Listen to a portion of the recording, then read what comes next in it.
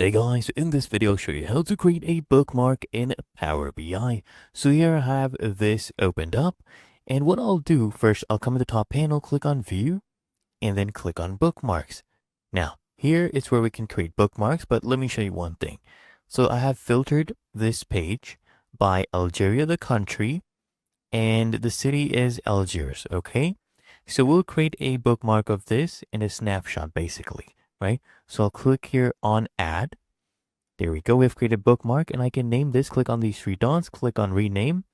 So let's go ahead and name this Algeria, Algiers. Okay, I'll save that. Now, if I clear these filters on the page, you'll see everything has reset.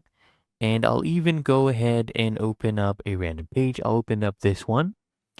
All I need to do is come here and expand this, click on this bookmark, and it will take me back to that page with the filters done. Okay.